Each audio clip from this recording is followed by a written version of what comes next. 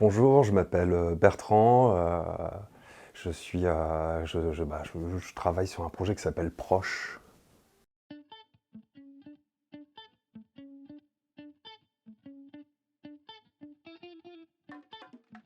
Alors Proche est né dans la tête parce que effectivement c'est un projet un peu particulier puisqu'on s'est tout simplement posé la question avec un ami proche à moi qui s'appelle Philippe de ça voulait dire quoi Proche?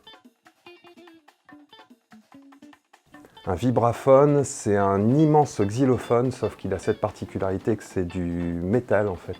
Donc ça résonne, c'est un petit côté métallique qui ressort, qui ressort assez facilement.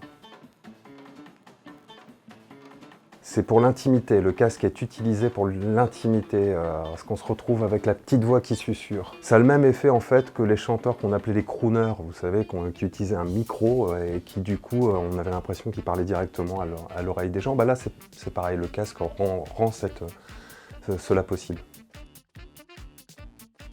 Comme toutes les improvisations, que ce soit pour les musiciens ou pour les matchs d'impro, il y a un cadre qui est quand même déterminé, mais le fond, c'est-à-dire tout ce qu'on va développer comme histoire, est improvisé.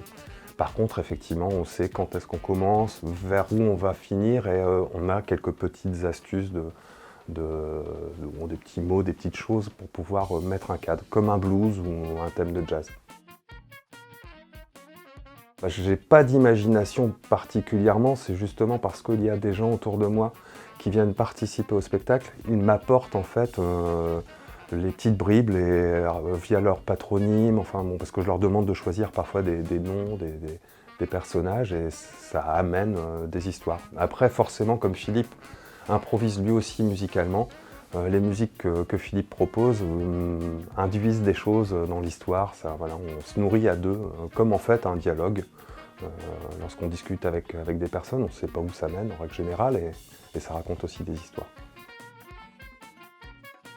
J'aime bien dire que c'est un spectacle faiblement participatif, c'est-à-dire qu'on décide de ce qu'on a envie, à quelle hauteur on a envie de participer. Soit ça peut se passer simplement dans la tête et on profite de l'histoire et on navigue à l'intérieur de l'histoire en gardant les yeux fermés, pourquoi pas.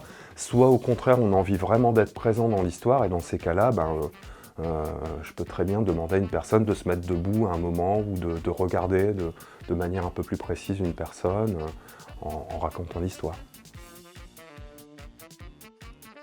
Alors des anecdotes sur ce spectacle, on a fait une trentaine de représentations, c'est un spectacle assez neuf quand même puisque ça s'est fait sur l'année 2020. Il y en a quand même plein, je me suis retrouvé une fois à jouer avec un public qui était composé de personnes très âgées et de personnes très très jeunes.